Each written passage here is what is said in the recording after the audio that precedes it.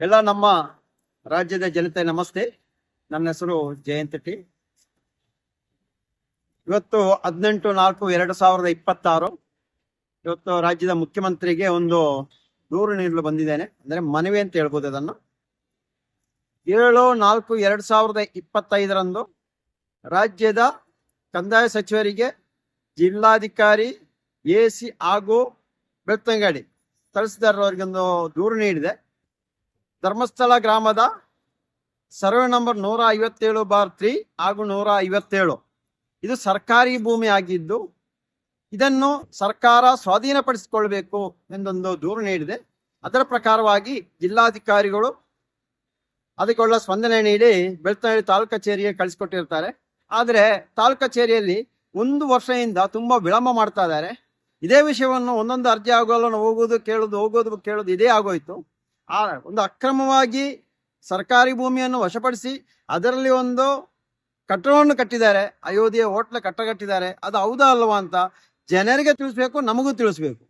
ಅಂದ್ರೆ ಜಾಲತಾಣ ತುಂಬಾ ಗೊಂದಲ ಆಗ್ತಾ ಇತ್ತು.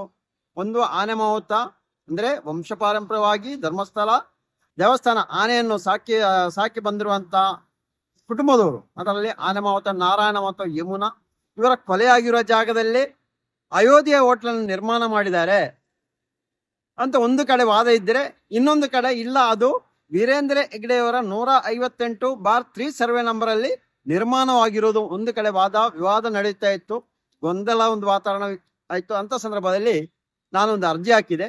ಇದು ಸರ್ಕಾರ ನಮ್ಮ ಪ್ರಕಾರವಾಗಿ ಮ್ಯಾಪ್ ಎಲ್ಲ ನೋಡ್ತಾ ಇರೋದ್ರೆ ಸರ್ಕಾರಿ ಭೂಮಿ, ಇದನ್ನು ಸರ್ಕಾರ ಸ್ವಾಧೀನಪಡಿಸಬೇಕು, ಅಳತೆ ಮಾಡಿ, ಇಲ್ಲ ಗೊಂದಲವನ್ನು ಸರಿಪಡಿಸಬೇಕು ಎಂಬ ಒಂದು ಅರ್ಜಿ ಹಾಕಿದೆ. ಆದರೆ ತುಂಬಾ ವಿಳಂಬ ಮಾಡ್ತಾ ಇದ್ರು ಬೆಳ್ತಂಗಡಿ ತಹಸೀಲ್ದಾರ್ರವರು, ಆ ತಂಡ. ಅದಕ್ಕೆ ಇವಾಗ ಕೊನೆಯದಾಗಿ 28/4/2026 ಇದು ಸರ್ವೆ ಮಾಡ್ತೀವಿ ಅಂತೇಳಿ ಸರ್ವೆ ಅಧಿಕಾರಿಗಳು ನಮಗೆ ಒಂದು ಮಾಹಿತಿ ಕೊಡ್ತಾ ಇದ್ದಾರೆ. ಆದರೆ ನಾವಿದ್ದು ಸರ್ವೆ ಮಾಡಿದ್ರೆ ಸರಿಯಾಗಿರ್ತಾ ಇತ್ತು, ನಮಗೂ ಒಂದು ಅದರ ಅರಿವು ಆಗ್ತಾ ಇತ್ತು, ಏನು ಹೌದಾ ಅಲ್ವಾ ಅಂತ. ಇದು ಯಾವುದೋ ರೀತಿಯಲ್ಲಿ ಆ ಸರ್ವೆ ಮಾಡ್ಲಿಕ್ಕೆ ಹೋಗ್ತಾ ಇದ್ದಾರೆ. ಅದಕ್ಕೆ ನಾವು ಮುಖ್ಯಮಂತ್ರಿಗೆ ಹಾಗೂ ಕಂದಾಯ ಇಲಾಖೆಗೆ, ಜಿಲ್ಲಾಧಿಕಾರಿಯವರಿಗೆ ಎಲ್ಲರಿಗೂ ಒಂದು ಮನವಿ ಮಾಡ್ತಾ ಇದ್ದೀವಿ. ನಮ್ಮ ಸನ್ಮುಖದಲ್ಲಿ ನಾವು ಇರ್ತೀವಿ, ನಮ್ಮೊಂದಿಗೆ ವಕೀಲರು ಹಾಗೂ ಸರ್ವೆ ಅಧಿಕಾರಿಯವರು ಇರ್ತಾರೆ.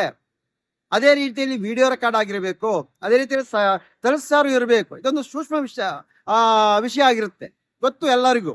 ಅದಕ್ಕೋಸ್ಕರ ತಹಸೀಲ್ದಾರರು ಹಾಗೂ ನಾವು ಎಲ್ಲ ಒಂದಾಗಿ ನಿಂತಿದ್ದನ್ನು ಸರ್ವೆ ಮಾಡಿ ಜನರಿಗೆ ಒಂದು ಗೊಂದಲ ವಾತಾವರಣ ಸರಿಪಡಿಸಿಕೊಡ್ಬೇಕು ಎಂಬುದರ ನಮ್ಮ ಉದ್ದೇಶ. ಅದಕ್ಕೆ ಇವಾಗ ಸರ್ಕಾರಕ್ಕೆ ಒಂದು ಮನವಿ ಮಾಡಿದ್ವಿ. 28ನೇ ತಾರೀಕು ಅಳತೆ ಮಾಡ್ತೇವೆ ಅಂತ ಹೇಳಿದ್ರು.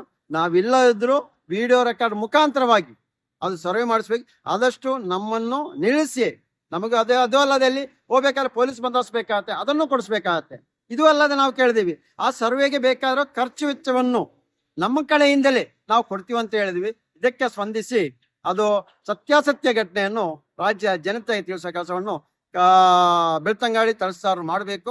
ಇದು ಅಲ್ಲದೆ ಏನಾದರೂ ಒತ್ತಡದ ಮೇಲೆ, ಇವಾಗಲೇ ಹೇಳ್ತಾ ಇದ್ರೆ ಒತ್ತಡ ಅಂತ ಹೇಳ್ತಾ ಇದ್ರೆ, ಒತ್ತಡದ ಮೇಲೆ ಕಾನೂನು ಉಲ್ಲಂಘನೆ ಮಾಡಿ ನೀವೇನ ಕೆಲಸ ಮಾಡಿದರೆ ಮುಂದೆ ಗೊತ್ತಿರ್ಬೋದು, ಇವಾಗ ಕೆಲವೊಂದು ಅಧಿಕಾರಿಯವರಿಗೆ ಶಿಕ್ಷೆ ಆಗ್ತಾ ಇರೋದು, ಅದೇ ಅನುಭವ ನಿಮಗೂ ಬರೋ ಪರಿಸ್ಥಿತಿ ಬರ್ಬೋದು, ಇವತ್ತಲ್ಲ ನಾಳೆ.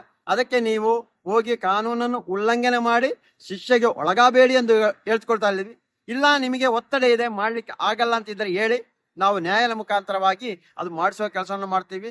ಈಗಾಗಲೇ ನಮ್ಮ ವಕೀಲರು ನೋಟಿಸ್ ಮಾಡಿದ್ದಾರೆ, 15 ದಿನ ಟೈಮ್ ಕೊಟ್ಟಿದ್ದಾರೆ. 15 ಒಳಗಡೆ ಸರ್ವೆ ಮಾಡದೇ ಇದ್ದರೆ ನಾವು ನ್ಯಾಯಾಲಯ ಮುಖಾಂತರವಾಗಿ ಸರ್ವೆ ಮಾಡಿಸುವ ಅಂತ ನೋಟಿಸ್ ಕೊಟ್ಟಿದ್ದೀವಿ.